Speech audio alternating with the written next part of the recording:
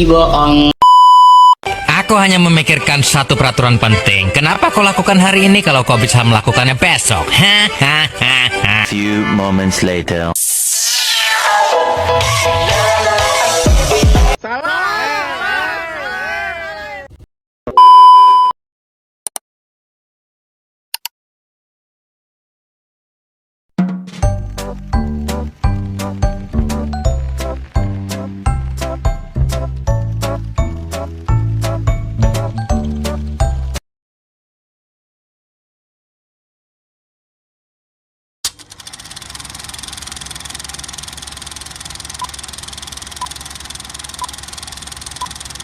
Assalamualaikum warahmatullahi wabarakatuh.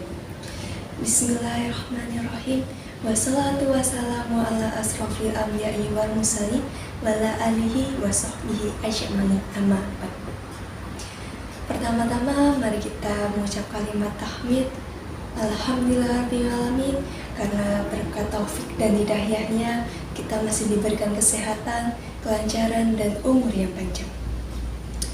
Salawat dan salam kita haturkan kepada junjungan besar kita Nabi Muhammad SAW yang kita nanti-nantikan syafaatnya di yaumul qiyamah. Allahumma amin. Pada kesempatan hari ini izinkan saya Liana Zalfa Marendias dari kelas 11-1 SMA Negeri 3 Purworejo untuk menyampaikan kultum singkat mengenai adab makan dan minum sesuai anjuran Rasulullah SAW. Adab makan yang pertama yaitu dahulukan makan daripada sholat ketika makanan telah disajikan.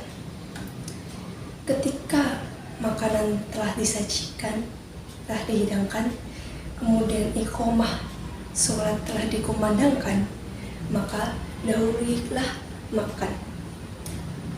Hal ini sesuai dengan sabda Rasulullah SAW. Jika makan malammu telah disajikan dan iqomah azan sholat telah dikumandangkan, maka dimulailah dari makan malammu dan jangan terburu-buru sampai selesai. Hadis riwayat Bukhari Muslim. Faedahnya yaitu hati kita menjadi tenang. Hati kita tidak akan memikirkan makanan ketika sholat. Dengan kata lain, sholat kita menjadi khusyuk. Titik ukurnya yaitu dari seberapa lapar kita. Apabila kita lapar banget dan makanan telah disediakan, kemudian iqomah sholat telah dikumandangkan, maka makanlah terlebih dahulu. Dan ingat, jangan terlalu sering melakukannya. Yang kedua yaitu membaca bismillah sebelum makan dan mengambil makanan dari yang terdekat dari kita. Diriwayatkan dari Abu bin Salamah, ketika aku masih kecil dalam didikan Rasulullah SAW dan tanganku mengambil makanan yang berada di segala sisi piringku, Rasulullah berkata kepadaku, "Hai anak, bacalah bismillah sebelum makan dan ambillah makanan dengan tangan kananmu. Ambillah makanan dari yang terdekat darimu." Hadis riwayat Bukhari dan Muslim. Yang adab ketiga yaitu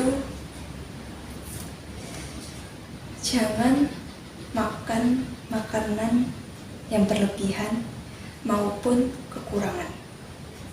Rasulullah SAW menasehati untuk bijak dalam segala hal, termasuk dalam makanan. Setiap orang harus tahu seberapa mana sih porsi atau seberapa mana sih kebutuhan makanan yang harus dikonsumsi mereka.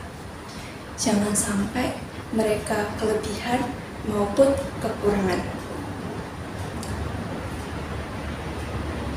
Karena sifat berlebih-lebihan adalah antara sifat setan yang sangat dibenci oleh Allah SWT, sebagaimana tercantum pada Quran surat Al-Isra ayat 26 sampai 27 dan surat Al-Araf ayat 31.